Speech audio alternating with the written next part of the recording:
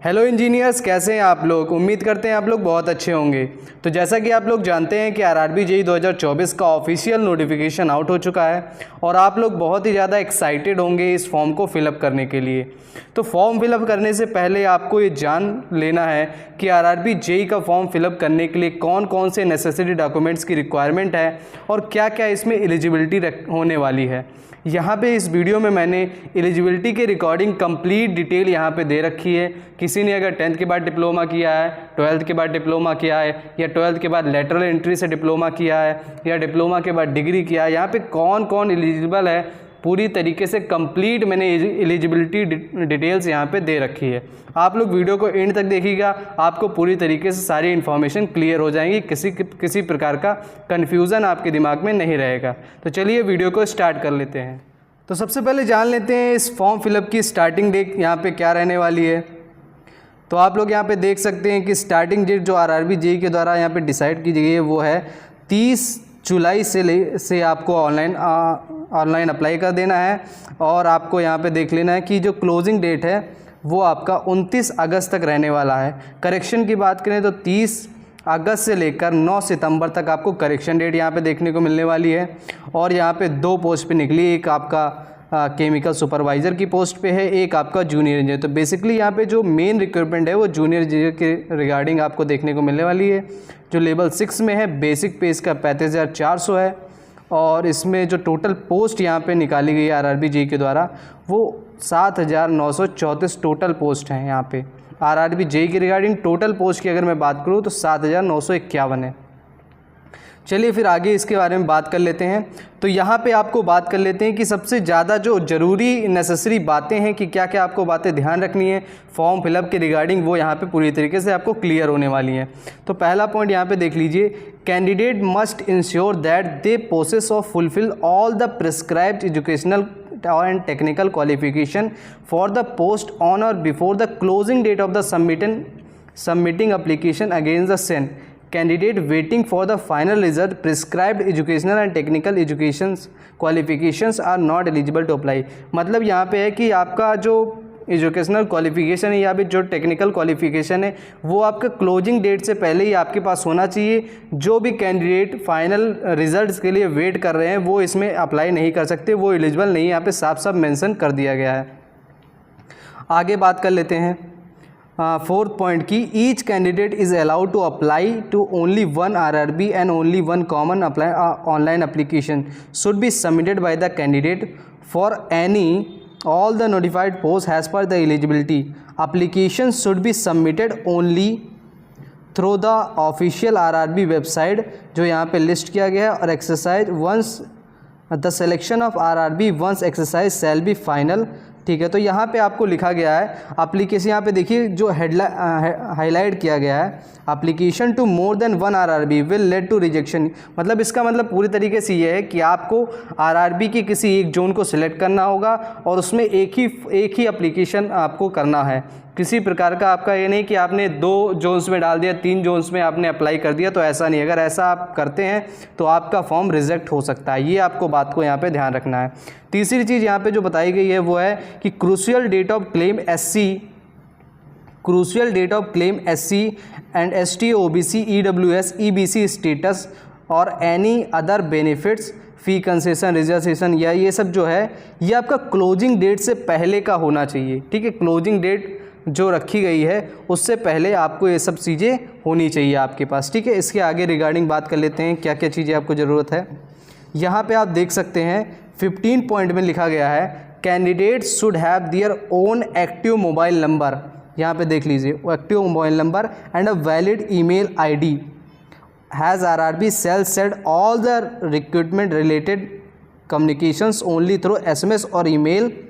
Mobile number and email ID should be active till the communication. मतलब यहाँ पे ये बात आपको बताई गई है इस पॉइंट में कि आपके पास वैलिड आपका खुद का फ़ोन नंबर होना चाहिए और खुद की पर्सनल ईमेल ID होनी चाहिए। और ये फ़ोन नंबर आप ऐसा डालिएगा कि आपका जो, क्योंकि 1 साल में इसका पूरा रिक्रूटमेंट प्रोसेस रहेगा, तो 1 साल तक ये मोबाइल नंबर आपका बंद नहीं होना चाहिए। ईमेल आपकी एक्टिव होनी चाहिए, क्योंकि इसी से रिगार्डिंग आपकी सारी कम्युनिकेशन, यहाँ पे आरआरबी कह रहा है कि मेरी सारी कम्युनिकेशन इसी रिगार्डिंग होगी।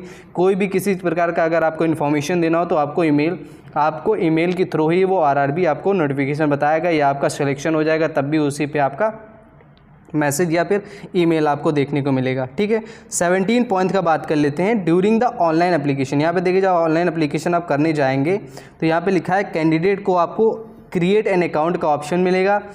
यहाँ पे पूरा पॉइंट का मतलब मैं आपको बता देता हूँ सीधी सिंपल लैंग्वेज में, कि आपको सबसे पहले जाना है आरआरबी की वेबसाइट पे, वहाँ पे सबसे पहले आपको क्रिएट एन अकाउंट का ऑप्शन आपको देखने को मिलेगा।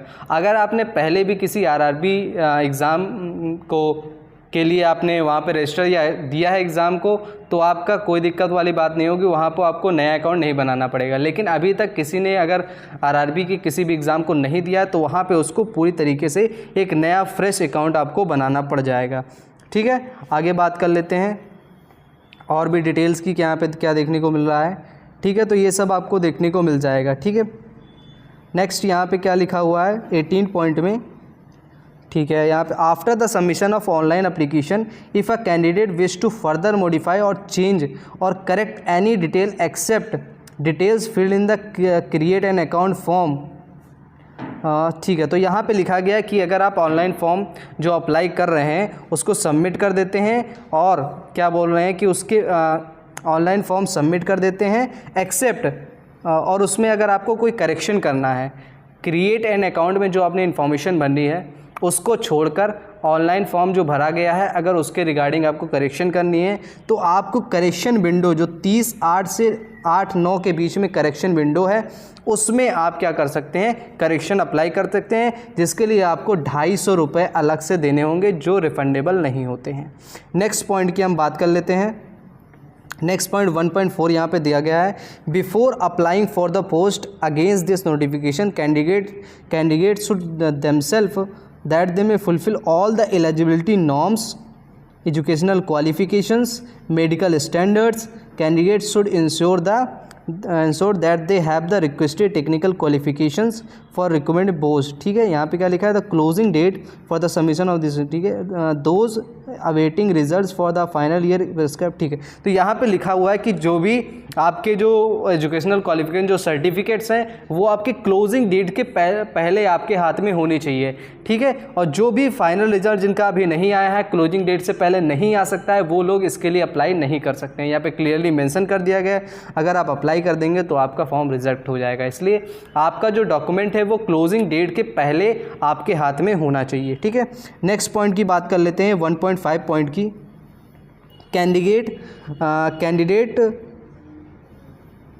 Candidate who submit more than one application against the CEN will be summarise rejected. मतलब इस पॉइंट का मतलब ये है कि अगर आप एक से ज़्यादा फॉर्म अप्लाई कर देते हैं, जैसे एक से ज़्यादा अगर आप जोन में, आप कई सारे जोन्स में नोटिफिकेशन आया है, कई सारे जोन्स में पोस्ट अलग अलग आपको देखने को मिलेगी, कई सारी वैकेंसीज़ अलग अलग जोन में हैं, तो आप किसी एक जोन में फॉर्म फिल करेंगे।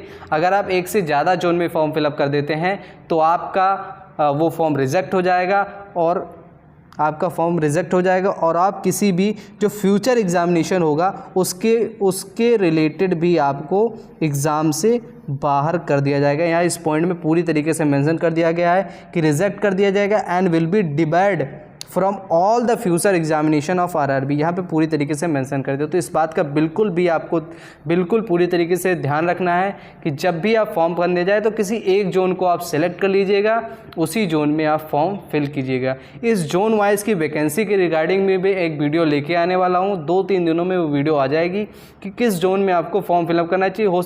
होपफुली कि कल ही वीडियो या कल या परसों वीडियो आ जाएगी कि किस जोन में आपको बेस्ट है, किस जोन में ज़्यादा आपकी वैकेंसी है, किस जोन में आपका सेफ रहेगा, और पूरी डिटेल इसके बारे में बताने वाला हूँ। कल या परसों में आपको वीडियो देखने को मिल जाएगी। तो आप लोग प्लीज़ चैनल को सब्सक्राइब कर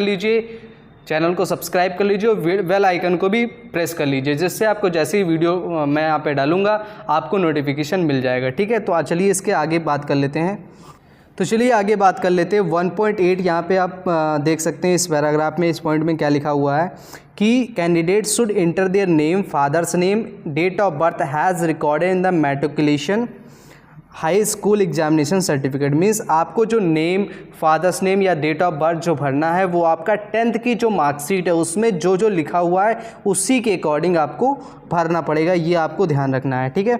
1.9 की बात कर लेते हैं। Signatures of the candidate on all the documents should be uniform and identical. Yes, ये बात आपको बिल्कुल ध्यान रखनी है कि जो भी कि आपका जो सिग्नेचर है वो आपका यूनिफॉर्म होना चाहिए और सभी डॉक्यूमेंट पे एक ही साइन होना चाहिए, ये बिल्कुल आपको ध्यान रखना है, ठीक है। Signature must be running hand writing में होना चाहिए, not in block capital letter और डिसजॉइंटेड लेटर। मतलब आपका जिस तरह आप रनिंग लेटर में आप सिग्नेचर करते हैं वैसे ही आपका होना चाहिए, किसी प्रकार की उसमें गड़बड़ी नहीं होनी चाहिए। चलिए इसके आगे बात कर लेते हैं। तो यहाँ पे देख सकते हैं कि हाँ यहाँ पे फॉर्म फीस कितनी रखी गई है। तो यहाँ पे आप देख सकते हैं कि जितने भी कैंडिडेट, फॉर ऑल कैंडिडेट, किसको छोड़कर, जो नंबर 2 वाले में पैराग्राफ में दिया गया उनको छोड़कर उन सभी कैंडिडेट को 500 रुपीज़ पेमेंट करना होगा। और जो इसमें जो सेकंड वाले में पॉइंट में दिया गया है कि कैंडिडेट जो एससी से बिलोंग करते हैं, एसटी से करते हैं, एक्स सर्विस मैन है, फीमेल है, ट्रांसजेंडर है, माइनॉरिटीज़ है या ईबीसी है, इन सबको 250 रुपये पेमेंट करना पड़ेगा, ठीक है। इसके बाद आगे डिटेल इसके रिगार्डिंग बात कर लेते हैं। तो 7.4 पैराग्राफ में क्या दे रखा है ये आप देख लीजिए। Refund of examination fee. Yes, जो आप 500 रुपये दे रहे हैं उसमें से 400 रुपये आरआरबी रिटर्न कर देता है। तो कैसे रिटर्न, यहाँ पे देख लेना है। ये देखते हैं क्या लिखा हुआ है।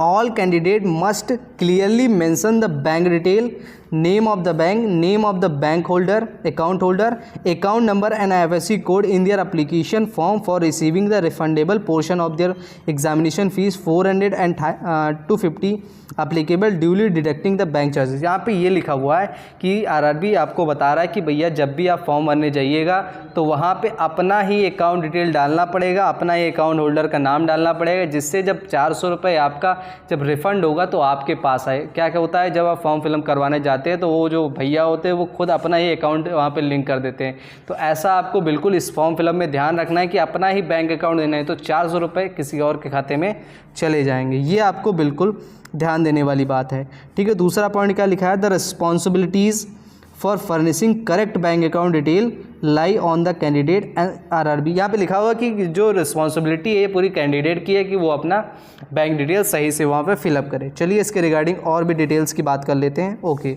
तो यहाँ पे आप देख सकते हैं कि कौन कौन सी ब्रांचेस हैं जो यहाँ पे एलिजिबल आपको देखने को मिलने वाली है। तो जैसे आप देख सकते हैं मैकेनिकल इंजीनियरिंग, प्रोडक्शन इंजीनियरिंग, आपका automobile, manufacturing, industrial machining, tool and machining, और आपका टूल एंड डाई मेकिंग, ये सब चीज़ें combined stream, electronic engineering, communication, computer science, computer engineering, computer science, information technology, civil engineering, BSc in civil, ये सब सारे branches available हैं। इसके आगे हम बात कर लेते हैं और कौन कौन सी ब्रांच एलिजिबल आपको देखने को मिल रही है।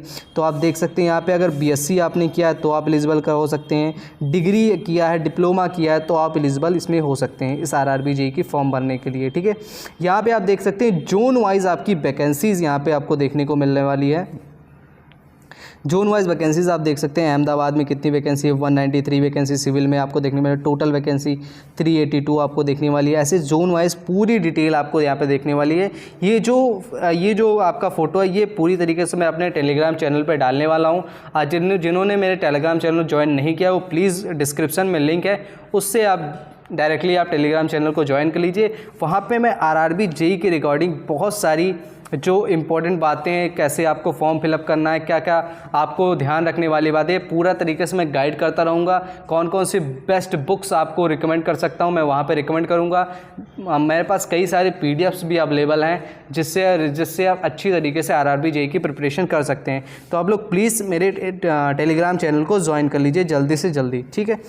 हाँ, तो आगे बात कर लेते हैं। हाँ, यहाँ पे आप देख सकते हैं कि मैंने एजुकेशनल जो डॉक्यूमेंट रिक्वायर्ड है वो मैंने एक ही जगह पे आपको लिख दिया है कि सबसे पहले आपका आधार कार्ड ये आपके पास होना चाहिए, मतलब आधार कार्ड का नंबर यहाँ पे ज़रूरत पड़ेगा।